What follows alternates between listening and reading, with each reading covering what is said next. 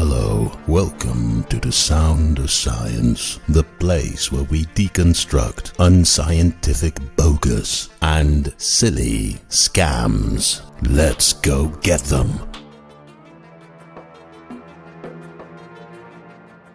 Hello, you wonderful people. Thank you so much for watching, because sweet mother of Gandalf, yet again, there is something I need to share with you. You see, there are so many Christians on YouTube who have these questions for atheists, and as it seems, most of these people didn't really subject their own questions to some critical thinking, or they didn't look into similar videos and responses to those videos, because really, the overwhelming majority of YouTube videos with questions for atheists fall into three categories. Category 1 are the questions that have got nothing to do with atheism. Category 2 are the questions that have been answered a million times. And Category 3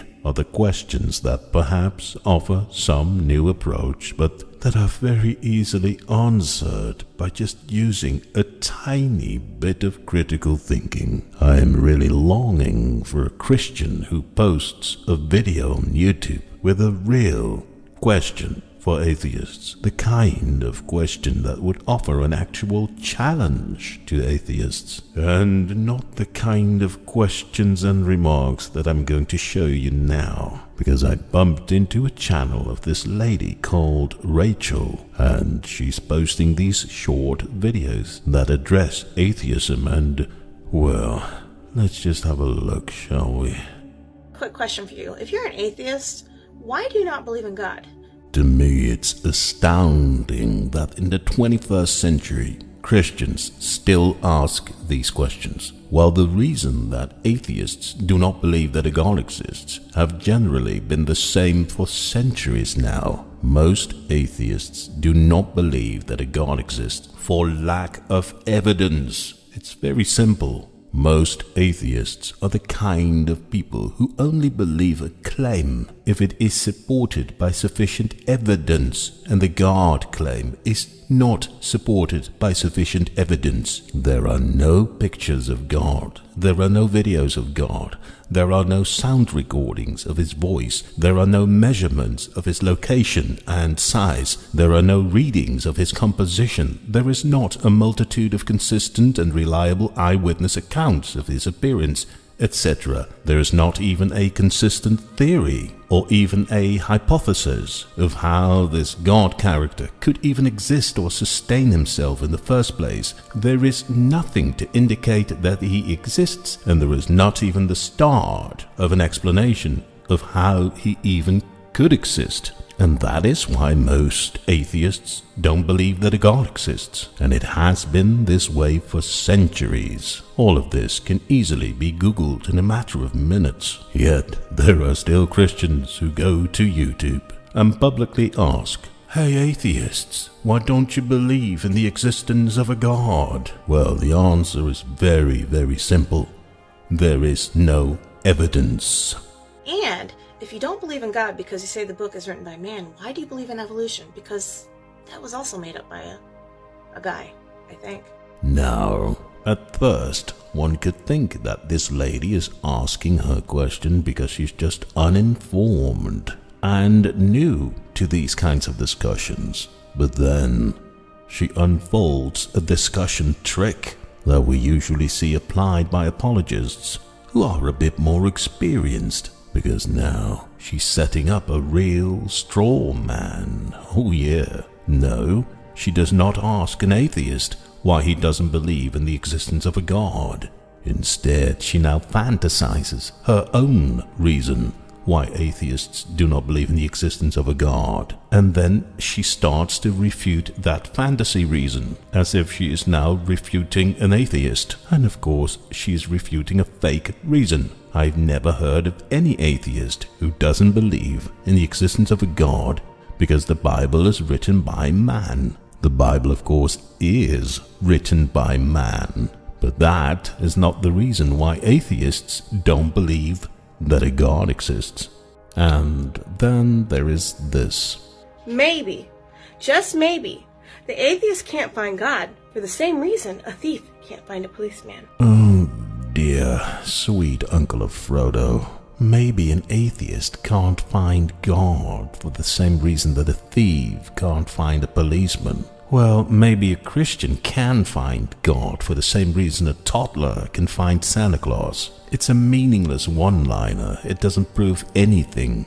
It isn't even an argument for or against anything. So, perhaps just skip this one right away. So, now we're getting to what she describes as a dilemma for atheists. Listen to this. You see, there's always this dilemma if you're an atheist. If you assume there's such a thing as evil, you must assume there is such a thing as good. No, that's not a dilemma for atheists at all, because atheism doesn't make any claims about evil or good. Atheism is just the position of not believing that a God exists. So, matters of evil and good have got very little to do with atheism. However, the Christian doctrine does make all kinds of claims about what is evil and what is good, and Christians have a God who allows for murder, torture, and rape to exist. So, if anything, the existence of evil presents a dilemma for Christians, not for atheists. Now, this is just the first part of her plea, and most likely everything that follows from this is meaningless as an attempt to address atheism. But let's give her a chance. If you assume there's such a thing as good, you must assume there's such a thing as an absolute and unchanging moral law on the basis of which to differentiate between good and evil. Oh dear, I already regret listening to the rest of her video because it is utter nonsense. If I assume there is something such as good, then I must assume there is an absolute and unchanging moral law. No, why? How does that follow? I don't need any law, and certainly not an absolute and unchanging law, to determine what I think is good or evil. It's Christians who seem to be clueless without such a law. But most of the rest of us are perfectly capable of determining for ourselves what we think is good and evil. So no, we do not need such a law. If you assume there's such a thing as an absolute moral law, you must posit an absolute moral law giver. But that would be God. Again, no. Even if I assume the existence of any law, I do not need to assume a law giver. There are laws of nature that seem to be pretty absolute and unchanging. Yet there is no reason to believe that these laws were given to us by anyone. And even if there were someone who gave us a moral law, you'd still have to prove that it was a God. So about every step she makes in her reasoning is flawed. But there is one very ironic thing about her reasoning that I really should mention. This lady unintentionally proves that God is evil, and I think she doesn't even know it, because her video is still online. Let's have a look at the sequence of her reasoning. This is what she says. If you assume there's such a thing as evil, you must assume there is such a thing as good. If you assume there's such a thing as good, you must assume there's such a thing as an absolute and unchanging moral law on the basis of which to differentiate between good and evil.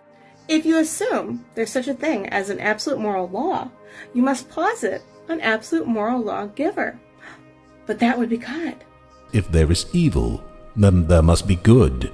If there is good and evil, then there must be a moral law. If there is a moral law, then there must be a law giver, which according to her is God. So eventually, this sequence of arguments is, if evil exists, then God exists. So God must be the cause of evil. Always great to see Christian apologists having no clue how to reason and prove themselves wrong in the process. Well, that was it for today. Thanks for watching, and while you're here, please smash that subscribe button.